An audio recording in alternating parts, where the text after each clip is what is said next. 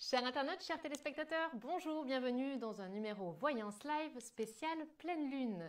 Et pour cette pleine lune du 24 octobre qui est visible à 99,84% dans le ciel, j'ai l'honneur et le plaisir de recevoir Marie de Wulf.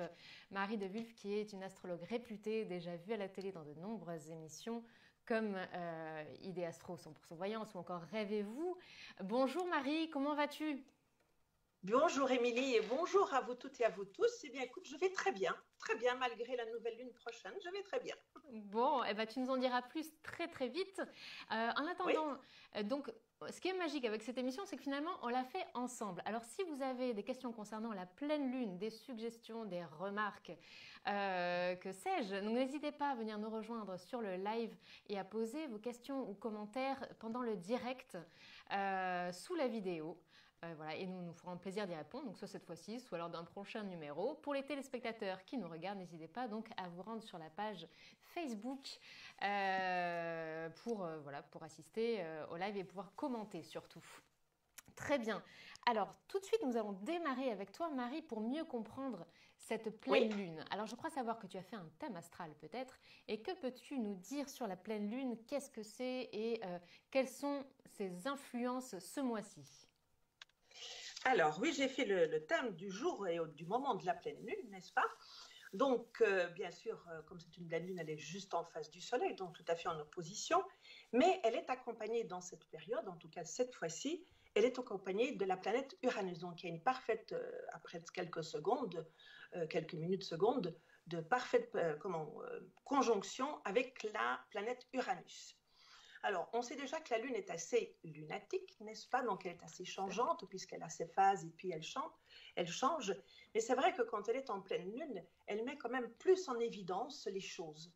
Donc, ce que l'on ne voyait pas vraiment avant, eh bien, elles sont mises plus en évidence. Donc, les personnes qui sont plus sensibles, qui sont sensibles seront un peu plus sensibles. Les personnes qui sont plus irritables seront un peu plus irritables. Les personnes qui sont plus rêveuses ou plus placides seront un petit peu plus rêveuses ou plus placides ou plus Tout est un peu imaginatives, voyez-vous. Donc, exacerbé. voilà, c'est un peu exacerbé.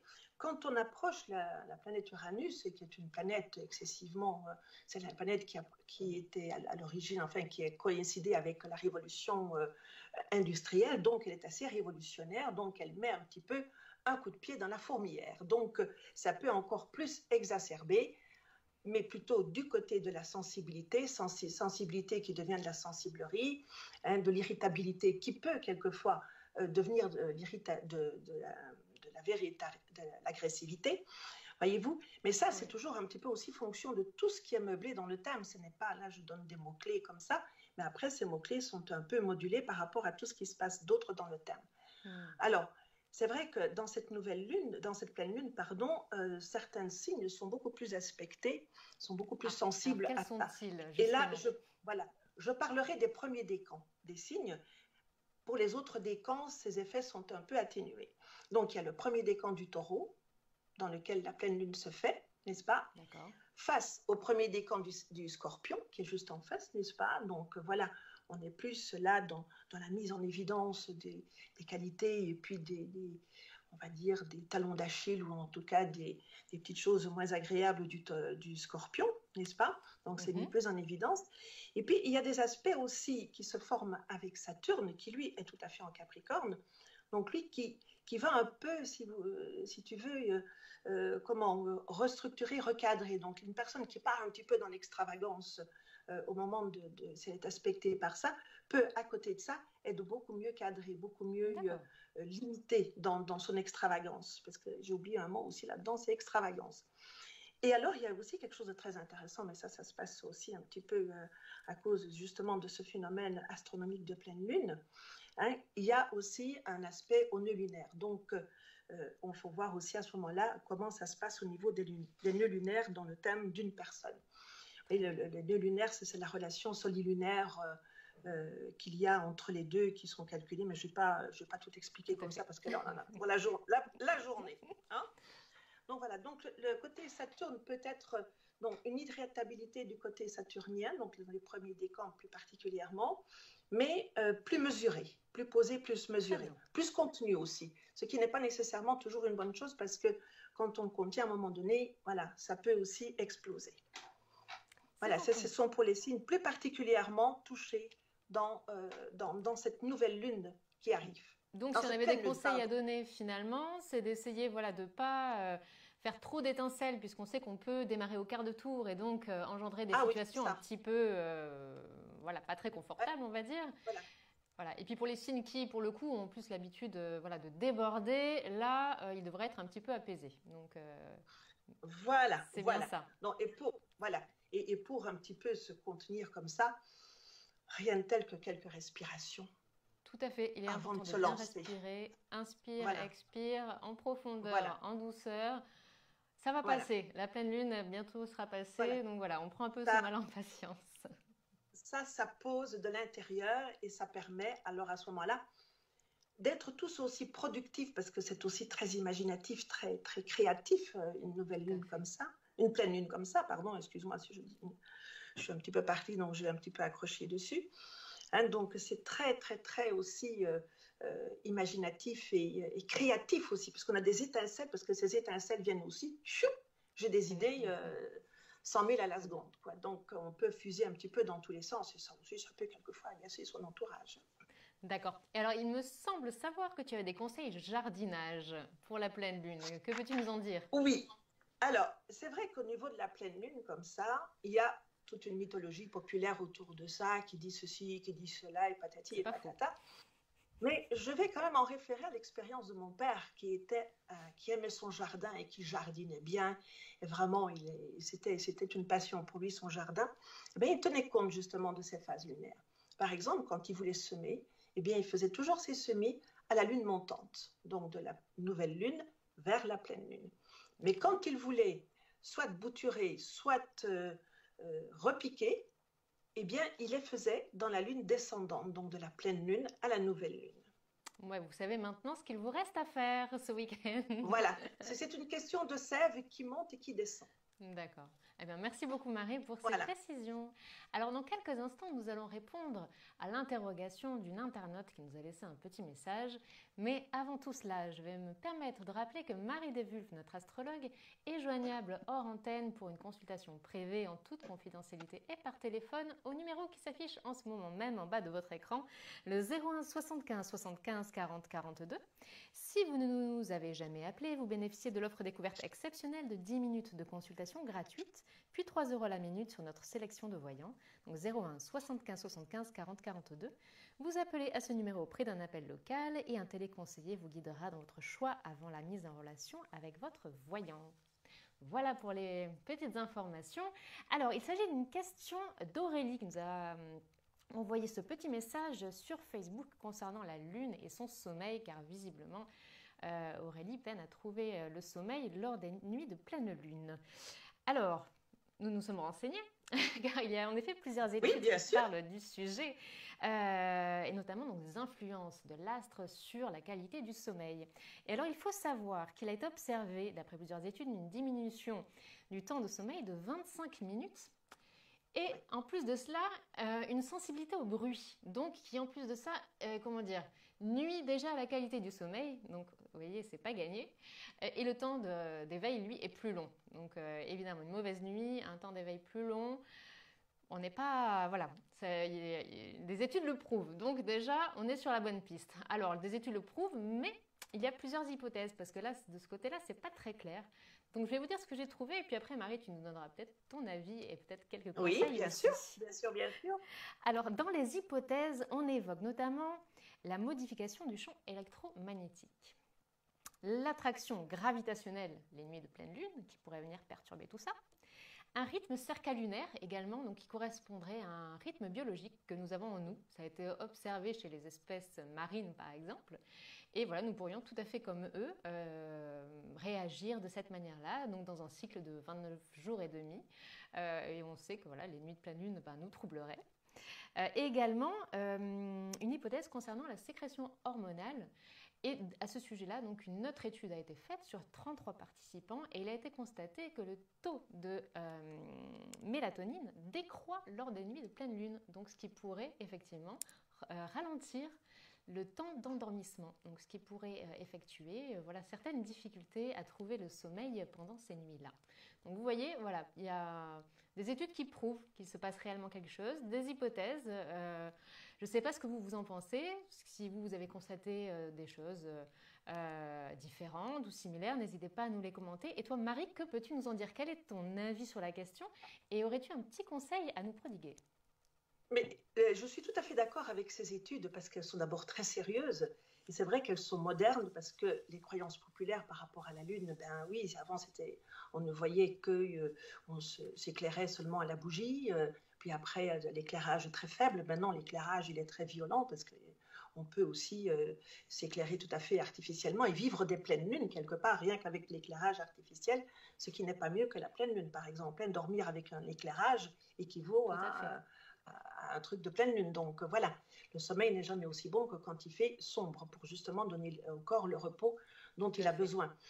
Et c'est vrai que cette lune a de l'influence sur le corps parce que notre corps est quand même composé de 75% d'eau et on sait que par rapport aux marées, que la lune a un impact, enfin elle a une influence sur l'eau quand elle est proche de la Terre, aux équinoxes, eh bien elle est beaucoup plus proche, donc elle gonfle les eaux, donc quand les marées gonflent, ça gonfle aussi un petit peu à l'intérieur, donc ça prend un petit peu plus de place. Peut-être que les migraineux peut-être ont aussi un petit peu plus de migraines à cause de ça. À ces périodes-là, ça peut être une conséquence, ce n'est pas la conséquence, mais ça peut renforcer un petit peu les choses. Hein? On sait aussi que la mélatonine est une hormone chronobiologique, donc c'est elle qui met chronos en route, le chronomètre en nous.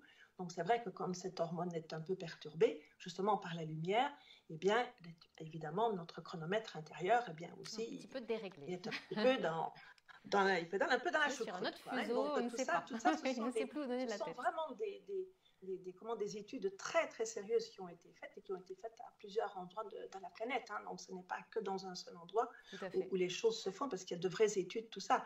Mais c'est vrai que de mon observation aussi par rapport par exemple à l'insomnie, j'ai aussi remarqué que dans le thème personnel de quelqu'un, dans un thème personnel, la position de cette lune peut aussi nous apporter une information sur la qualité du sommeil. Quand on a une lune, par exemple, qui se balade dans un signe de feu, eh bien, le feu, comme le bélier, le lion ou le sagittaire, eh bien, cette lune peut, en fonction du signe qu'elle est, être plus ou moins perturbante, plus ou moins insomniaque. Ou avoir des rythmes de sommeil plus courts. Ça, c'est mon observation personnelle par rapport à ça. Et chaque fois que je vois, je pose la question, on me dit, oh oui, quelquefois, mon Dieu. Et quand il y a une pleine lune, justement, dans ces signes-là, pour ces personnes qui portent ces signes-là, cette lune-là, eh bien oui, ça renforce un peu le côté oh là là, j'ai pas encore dormi la nuit passée, ah oui, c'est la pleine lune, donc oui, je comprends, mais quand même, je suis fatiguée. On est tous passés par là. Voilà. On passe tous par là. Voilà. Et alors justement, as-tu un conseil pour ces fameuses nuits où on tourne, on se retourne et on n'arrive pas à trouver le sommeil, très très brièvement? Très très brièvement, il y a 2 petits trucs très simples que je fais et que je préconise. C'est d'abord en soirée de se boire une petite tisane de tilleul, parce que ça apaise, ça calme. Tu m'as fait peur quand même, tu as parlé de soirée et voilà, je me suis dit tiens, ça y est. D'accord, donc une tisane de tilleul. Voilà, une petite tisane de tilleul et puis de faire quelque chose un petit peu plus moderne, eh bien c'est de faire, de vaporiser de la brume d'oreiller, n'est-ce pas? Mais de la brume d'oreiller dans laquelle on retrouve des huiles essentielles de lavande ou de néroli, ou bien des deux, de faire une composition des deux, ou en tout cas d'utiliser de l'hydrolat de ces huiles essentielles-là, ou aussi d'oranger, de fleurs d'oranger. Et bon, ça coûte très cher comme huile essentielle. Oui, on va garder la lavande, par exemple, qui a déjà fait ses preuves. Absolument. Faire une petite composition comme ça, qu'on met dans un petit flacon, et en plus, on vaporise son oreiller. Et ça aide à l'impression de dormir au milieu des champs, en plus, de Provence. En plus, c'est très agréable. Eh bien, merci beaucoup, Marie. Merci Marie. Maintenant que nous en savons davantage sur la pleine lune, ses influences, etc., eh bien, nous allons faire place au talent, et non des moindres, de Marie, avec un vrai cas pratique de Pauline qui a sollicité notre aide sur les réseaux sociaux, car Pauline donc, a des questions d'ordre professionnel et sentimental. Donc, j'ai transmis au préalable les coordonnées de Pauline à Marie, qui a effectué son thème astral, donc elle va nous présenter, et puis nous allons tenter de répondre, en tous les cas d'aiguiller Pauline dans ses prochains jours, dans ses prochains mois. Voilà, pour lui faciliter peut-être un petit peu la vie. Alors Marie, que peux-tu nous dire donc de Pauline, son thème astral en général, que reflète-t-il? Alors, Pauline, qui est un petit taureau, n'est-ce pas, avec un ascendant bélier. Donc, feu et terre, terre et feu, voilà, c'est un joli mélange. Un mélange qui lui donne à la fois un côté très entreprenant et un côté très constructeur, très organisé. Donc, c'est quelqu'un qui peut partir à l'aventure, mais elle ne va pas partir à l'aventure rien qu'avec une brosse à dents dans sa poche. Elle va partir dans une aventure avec sa feuille de route, avec son planning, comment se faire ceci, s'arrêter, voilà. Elle est organisée, prévoyante. C'est peut-être pas tout à fait de la prévoyance, mais en tout cas, elle organise, elle planifie. D'accord. Alors. Voilà. Mais c'est pas comment dire, j'ai perdu le fil là. Parce qu'il y a tout à coup autre chose qui s'est passé dans ma tête. Alors, professionnellement, qu'est-ce que cela va donner? Alors, je voudrais quand même dire une chose en plus, puisqu'on parle de la Lune dans cette émission, que Pauline, la Lune de Pauline, elle est en phase gibbeuse. Donc, gibbeuse, ça veut dire bosse. Voyez-vous, un petit peu, elle n'est pas encore tout à fait ronde, elle n'est pas encore tout à fait pleine, donc elle est un bossu. C'est pour ça qu'on l'appelle gibbeuse. Et que c'est une phase de Lune qui lui donne envie, en tout cas, de s'épancher, de semer. Voyez-vous, c'est quelqu'un qui a déjà emmagasiné plein de choses et maintenant, elle a envie de communiquer, elle a envie de semer, elle a envie d'aller de l'avant, elle a envie de son développement, de développer ses capacités, de développer sa vie, d'être en évolution. C'est quelqu'un qui se pose toujours la question du comment et du pourquoi ou du pourquoi, du comment. Voyez-vous, elle est toujours en plein questionnement comme ça. Et puis justement, avec ce côté après, parce que j'ai été un petit peu trop vite là, mais j'ai fait aussi sa lune progresser pour cette année, donc maintenant elle est en phase de diffusion. Voilà. Et alors, concernant son avenir professionnel, puisqu'il me semble qu'elle souhaitait peut-être monter son activité. Voilà. Alors, par rapport à son avenir professionnel, justement, eh bien, il y a plusieurs choses qui concordent. D'abord, déjà dans son thème, donc sa question était de son avenir professionnel, puis son désir d'entreprendre quelque chose dans le domaine du bien-être et du coaching sportif, hein, eh bien, elle a déjà ça dans son thème. Il y a un côté dans son thème, il y a un aspect qui montre dans son thème qu'elle est un médecin de l'âme. Donc, médecin de l'âme, ça peut aussi soigner le corps, n'est-ce pas? Donc, elle a ce côté médecin de l'âme. Donc, mais médecin de l'âme avec déjà dans cette mémoire akashique, donc cette mémoire plus qu'inconsciente, elle a déjà toutes ces données-là. Et tout ce qu'elle fait maintenant, c'est pour la réactualiser. Hein? Et donc, en plus, dans son thème, elle a une conjonction de la lune vraie, donc de la lune qu'on voit dans le ciel, n'est-ce pas, avec la lune noire qui est le deuxième centre de l'ellipse de la lune qui est fait autour du soleil, un ovale à deux centres. Et la lune noire est le deuxième centre. Et ce deuxième centre, c'est, je vais simplement donner une toute petite image pour montrer ce que c'est un peu le trou de la serrure par lequel on voit tout ce qui peut se passer de l'autre côté, mais tout ce qui est porté à tout ce qu'on ne peut pas voir. Donc, ces personnes-là ont la capacité de voir au-delà des apparences. Donc, dans ce qu'elle veut faire au niveau du bien-être, je pense qu'elle sera tout à fait à sa place, tout à fait à sa bonne place, parce que ce côté médecin de l'âme, le côté je veux faire du bien-être, etc., donc c'est tout à fait approprié. Donc, ces qualités-là, ces talents-là, elle les a déjà en elle.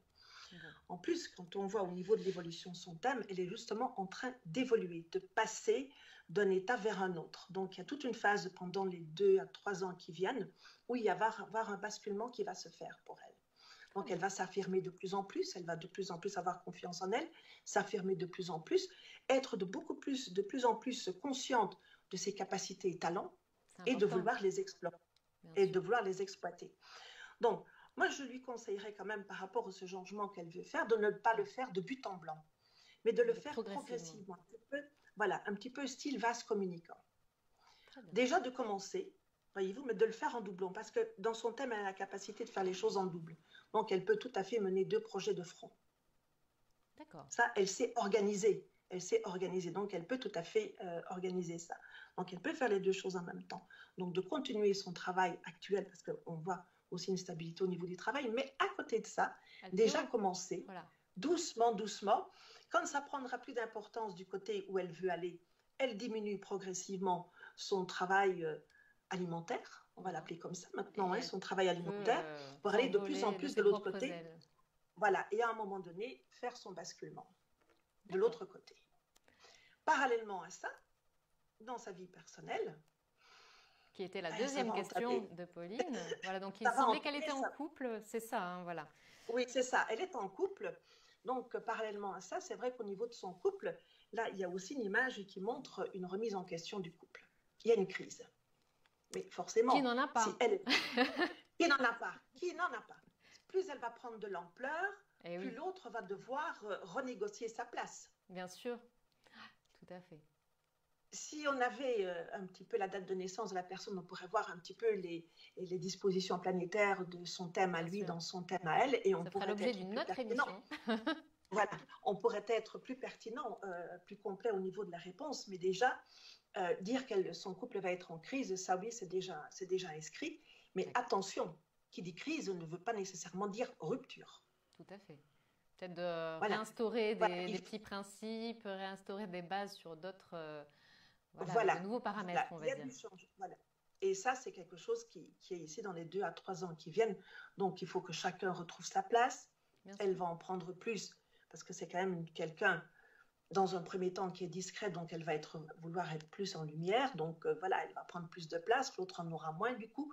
Donc, du coup, ça peut... ça veut... Et comme c'est quelqu'un comme ça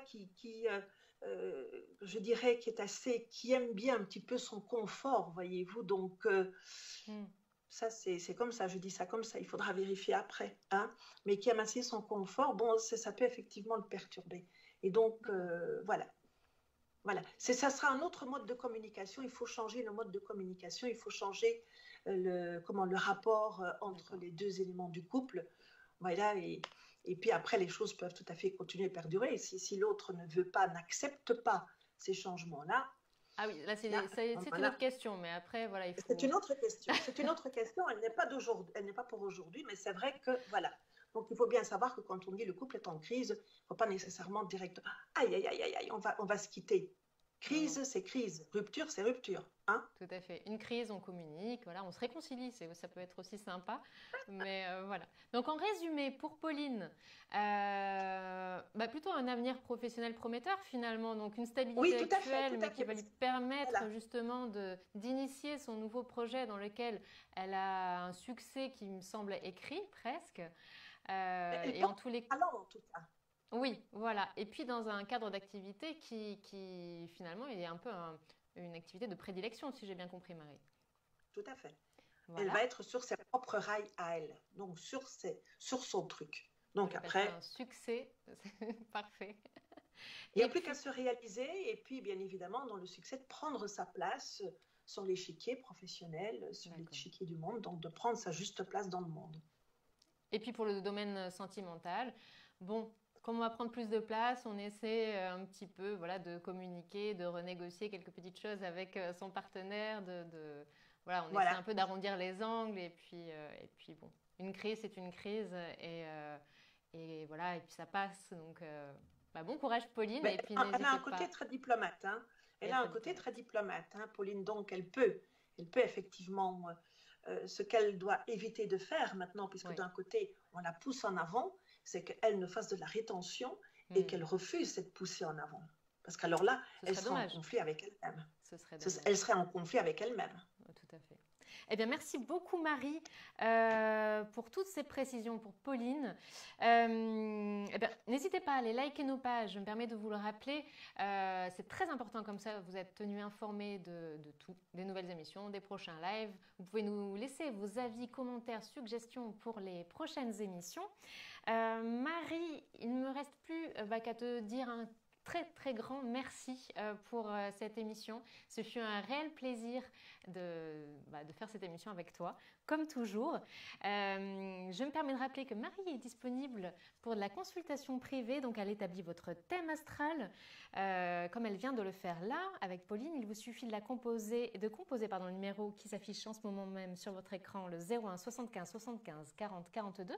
Pour votre premier appel, vous bénéficiez de l'offre découverte exceptionnelle de 10 minutes de consultation gratuite, puis 3 € la minute sur notre sélection de voyants. Donc 01 75 75 40 42. Vous appelez à ce numéro au prix d'un appel local et un téléconseiller vous guidera dans votre choix avant la mise en relation avec votre voyant. Marie, un grand merci. Et puis à très bientôt surtout.